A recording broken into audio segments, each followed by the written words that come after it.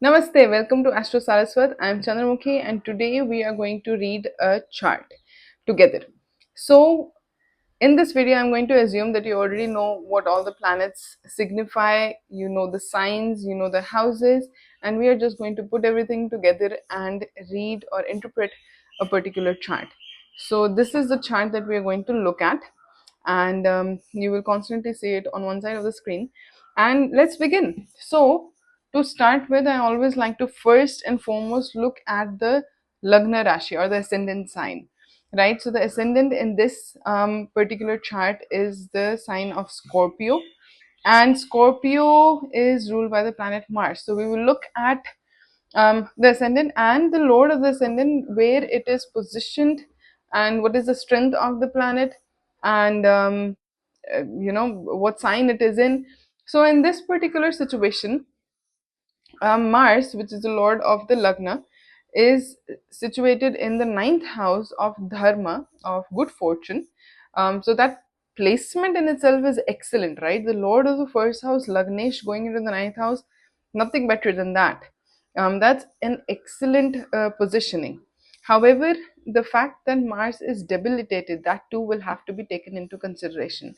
So, Scorpio being the Lagna, the person naturally has a tendency to be stuck in the past, right? Because um, it is a sign which is a water sign and represented by a lake. So as I've discussed in my Scorpio video as well,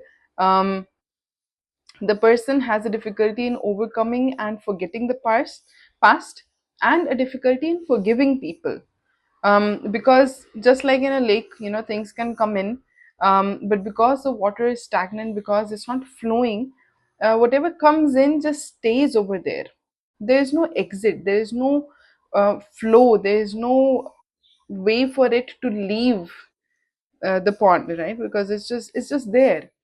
Same way, a person experiences things in life, and they have thoughts and memories and experiences which they are not able to forget very easily.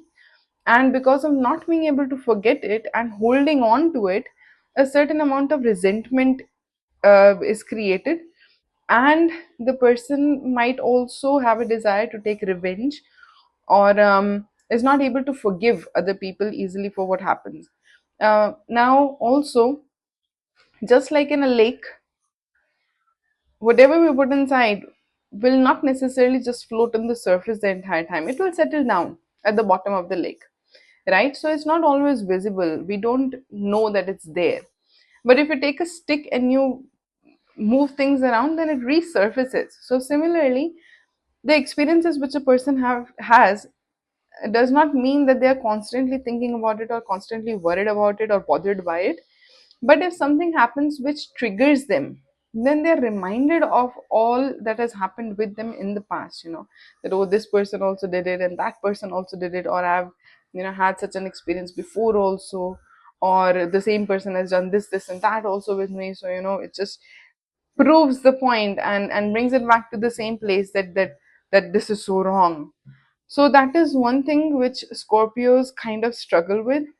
And it is very important for all Scorpios to understand and realize that they need to forgive, and they can't necessarily forget, but at least move on and not be stuck, because the only person who really suffers or is hampered by it is the native themselves, right? They're the only ones who get hampered by it.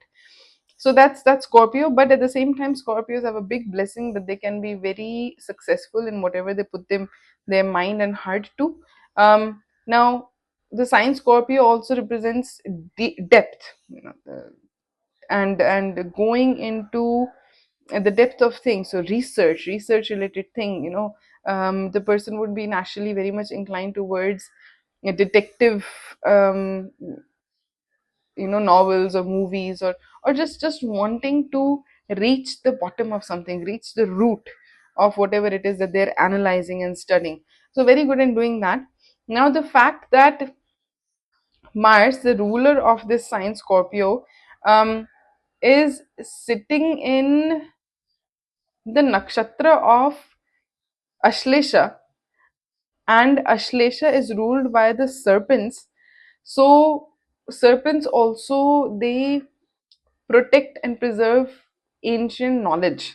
So definitely I would say that it strengthens this ability of going deep into things and doing research and finding out things, that kind of strengthens it, that ability. Because serpents and snakes, they can go into the ground, into small holes, and into the depth of things, into the earth. So we have to combine all this information, and we can come to the conclusion that the person is very good at it. um Now also, because the lagna is Scorpio and is ruled by Mars, the person is inclined towards having good structure and schedules in life, because Mars is an army man and likes things to be very well structured and regulated. However, because Mars is debilitated, that is why even though the person really likes it and would want to have it, they struggle with it.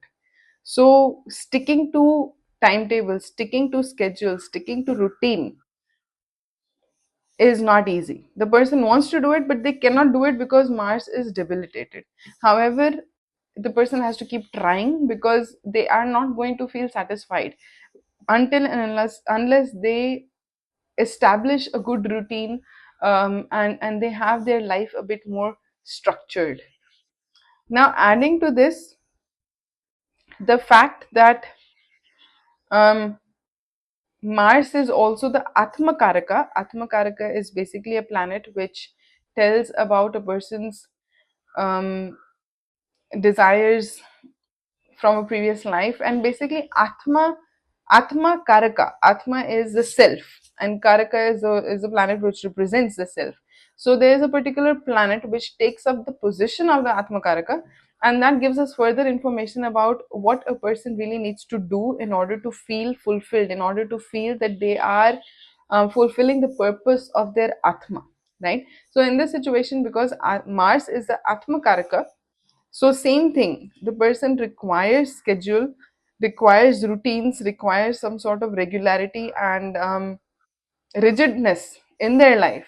But because of Mars being debilitated, it is a struggle. So it's a constant endeavor that the person has to make to keep trying to do it, despite the fact that it can be difficult, right? So it's like you still have to do it. You still have to just endeavor for it, because without it, you won't feel like you're really achieving your true potential and really achieving, or being the person that you should be and need to be. Now, Moon and Saturn together are there in the sixth house, right? So Moon in the sign of Aries and Saturn also in the sign of Aries. Aries is a sign of debilitation for Saturn, and Moon and Saturn together actually create a wish yoga. Um, Moon is a very gentle, delicate, soft kind of a planet, and Saturn is this very heavy energy, right? And it's a very slow moving planet. Um, and it overall brings detachment. Saturn, is a planet for detachment, is a planet for hard work, is a planet for struggles and delays, especially when Saturn is debilitated. If there's a strong Saturn in a chart, then yes, there are still delays, a person still has to work hard, but at least they get good results from that hard work. However, with a debilitated Saturn, it can be quite a challenging situation, because the person does not want to wait that long but is forced to wait, because you see, Aries is a sign which is ruled by Mars, and it's all about movement, and it's a fire sign, and passion and wanting to do things fast. But Saturn slows it down, and the energies don't match. Aries wants things fast, Saturn is like, no, we are going to go slow, we are going to go slow and steady. And because of these opposing natures, Saturn is not satisfied, Saturn is not comfortable in this sign. Add to this fact, to this entire situation, the fact that Mars, the ruler of Aries, is also debilitated, right? We were just discussing Scorpio's Lord Mars and Aries Lord Mars is debilitated in the ninth house. Fortunately, it's in the ninth house, so that is why the auspiciousness of the house will help to a certain extent, because the ninth house is the most auspicious house in the chart. So having any planet, good, bad, debilitated, exalted, whatever, is going to enhance the house to some extent, or rather I would say the energy of that house is going to help the planet.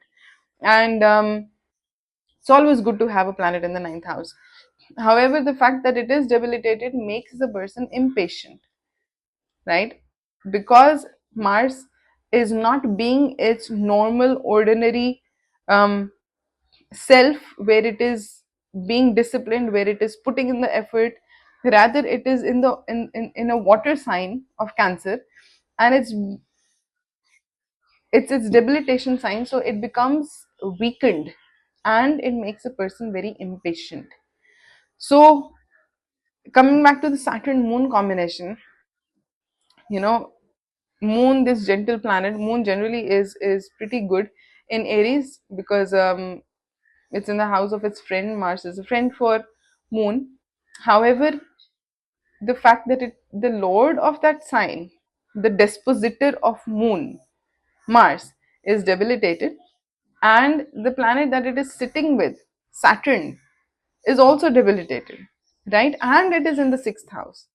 So the mind is being very severely affected because of these planets.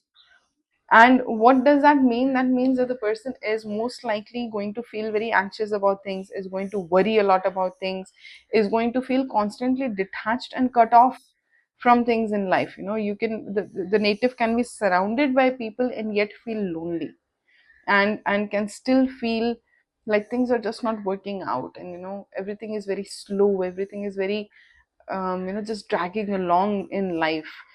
And it is very, very important for the native to be very positive in order to deal with the whole situation. Saturn Moon combination can bring loneliness, right, like I just mentioned, and can also make a person feel sad about life. However, that is not the solution, right? A person has to still push forward, but it requires a lot of mental strength. It requires a lot of endeavor from our end, because the by default situation over here is of the moon being negatively impacted and rather debilitated because of its association with weak planets. Not because it is debilitated by itself, it is fine in Aries, but because of its association, it is losing its strength. Now also the sixth house is the house of temporary diseases, and for a female native, that would mean difficulty in their menstrual cycle.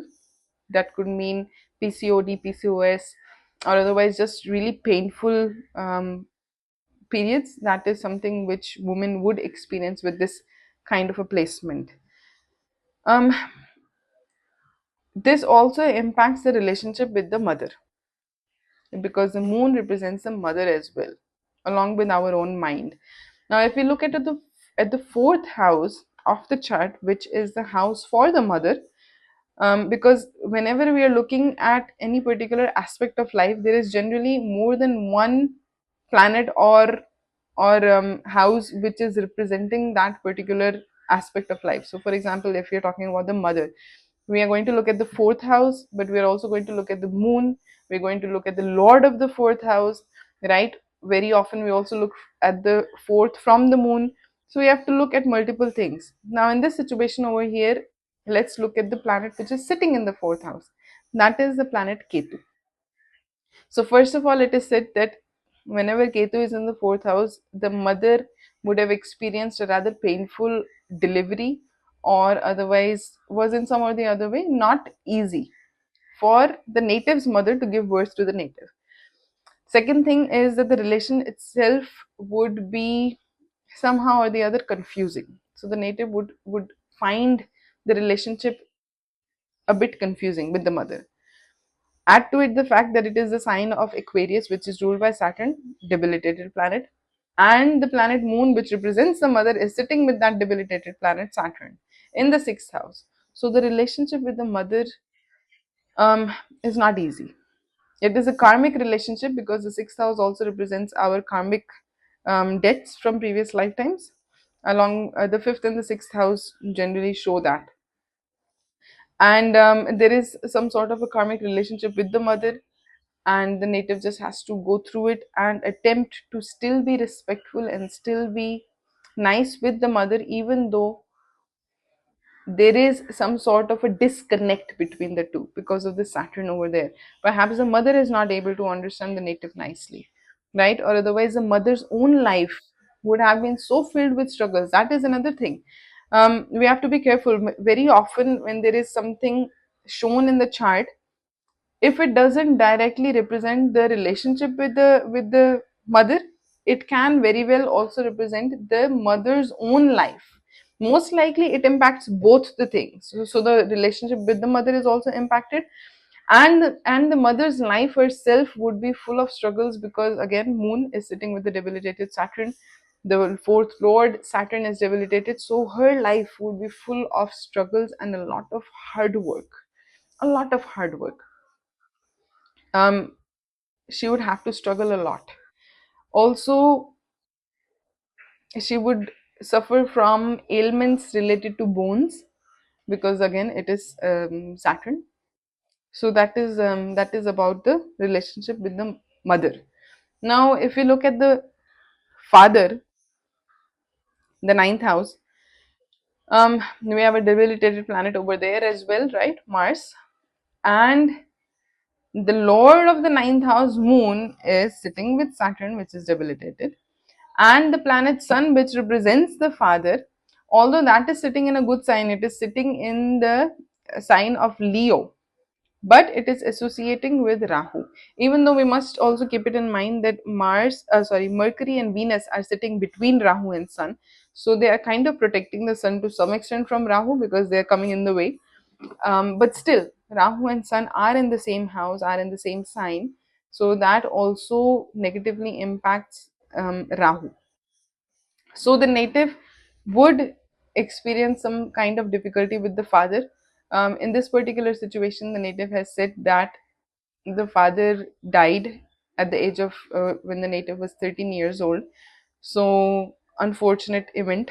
And yeah, just the energy, the negative energy, which is also related with the ninth house, um, has caused such an event.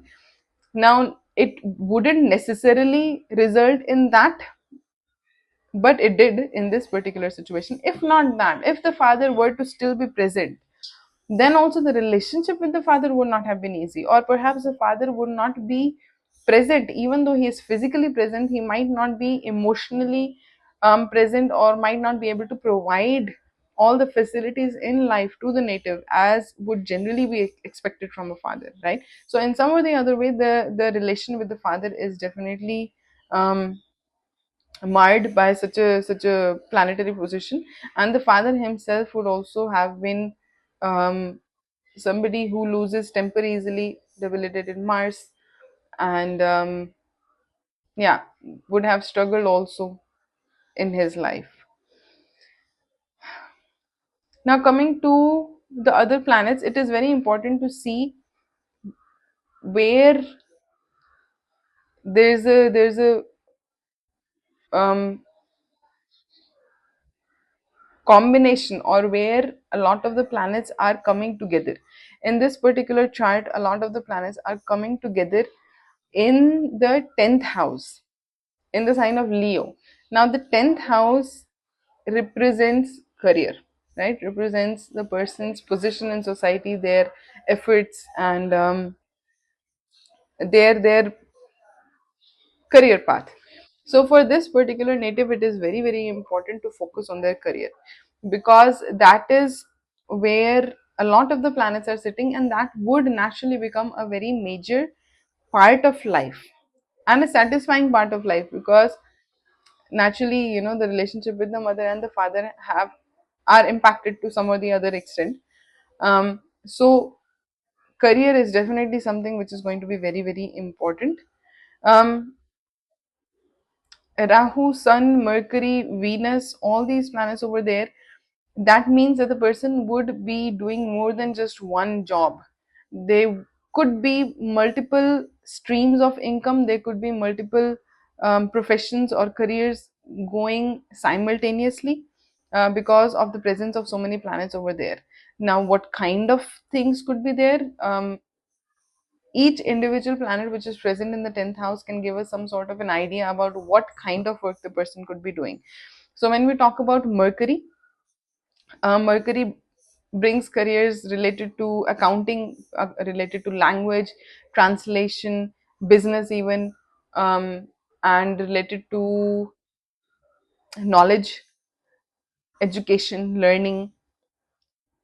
And then we have the planet Venus over there. So Venus can bring any kind of beauty related jobs. So that could be like being a beautician, being a fashion designer, or an interior designer, or some sort of a designing related job that would be connected with Venus, or otherwise some sort of a job which is connected to females, because Venus is also representing females. Then we have Sun. Sun brings a managerial kind of a job, or a government job even, because especially because Sun is sitting in Leo. So if the native has any inclination towards appearing for government exams and then having a government job, I would really encourage them to do that, because Sun is positioned in a good, sign, and in a good house, because Sun naturally in the 10th house is strong. It gets digbal, directional strength. And Rahu, the last planet which is there in the same house, in the same sign, shows that there could be some sort of a digital or an online kind of a job, or the person might have an online presence, or otherwise might just increase and improve their existing professions or business with the help of um, social media, or online things, selling things online. Basically computer and technology, that is what Rahu brings. So the native should definitely look into having more than one careers and doing something around these um, you know professions, something around that.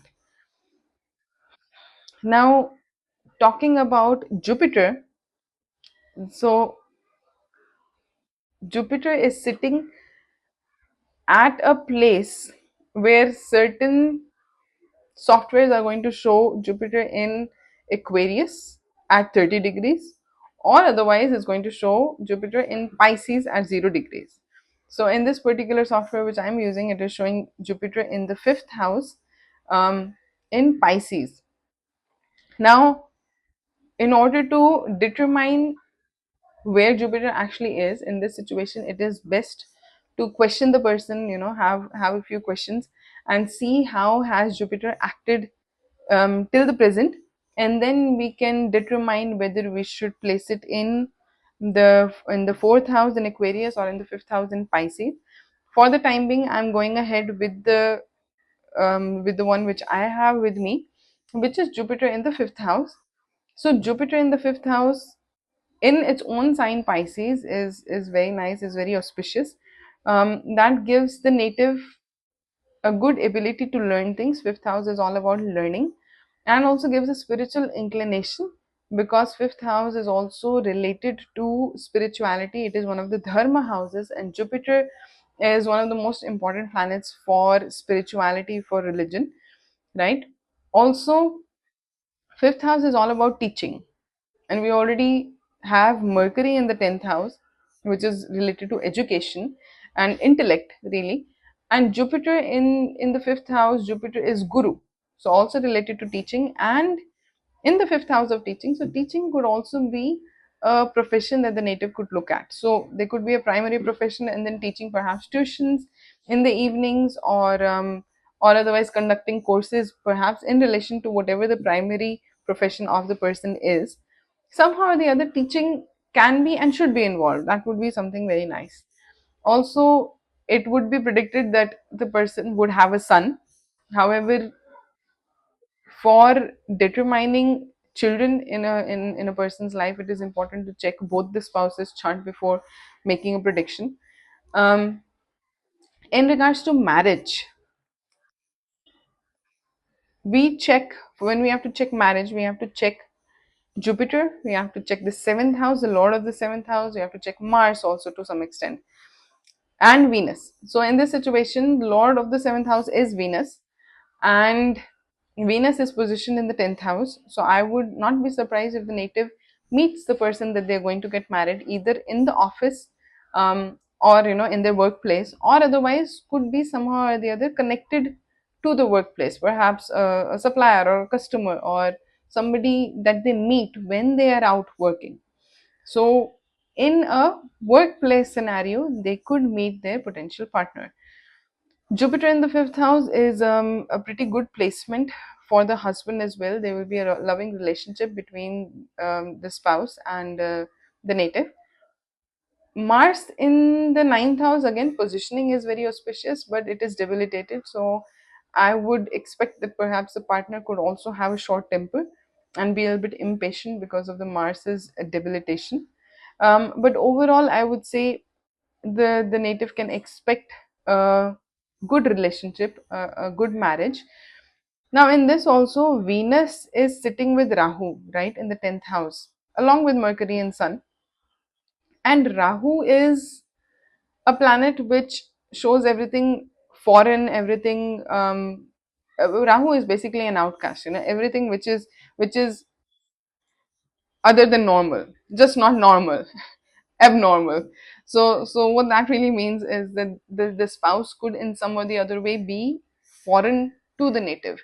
It doesn't necessarily mean a foreign nationality, but some or the other way different, perhaps a different caste or a different cultural background or a different way that they were brought up in life. Something or the other should be different, that would be ideal, and that is most likely going to happen. So I would really suggest that the native should look out for somebody who is a little bit different.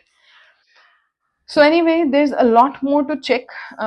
Every single positioning of planet which is there in the chart um, can have multiple meanings, because every planet means multiple things, every sign means multiple things, every house has multiple significations. So when we combine all these, the number of permutation and combinations that can happen are literally innumerable, and the best way to figure out which one is applicable to a particular person is by interacting with the person and talking to them, because desh kal and patra has to always be taken into consideration. The same rule will not apply to every single person. It is going to differ slightly based on who the person is, where they're saying, what is their current situation, right? And then we will judge the planets and the horoscope accordingly. But based on whatever information I have right now and based on the chart that we can see, this is how I would read the chart. There's a lot more which we haven't discussed actually. For example, talking about the person's finances, right? There is no planet sitting in the 12th house, but then we would look at the lord of the 12th house and see where is the lord position, what is the strength of the lord of the 12th house, right? And based on that, we can talk about the financial standing of the person. In this situation, the planet Jupiter is ruling the second house of finances. Now again, it is debatable whether it would give results as Jupiter in Aquarius or as Jupiter in Pisces. So that again, the native would have to specify. If Jupiter is with Ketu, then there would be certain amount of confusion, or there could be certain obstructions in regards to finances. Whereas I would say that Jupiter in the fifth house would give comparatively better results, um, because it's also placed in its own sign. Plus, it is placed in a trikon, which is very auspicious. So definitely that would depend on how the person has experienced Jupiter till the present in their lives, right? Also, generally speaking, we check whether there is a Dhana Yoga in this chart, and in the current chart, Mars.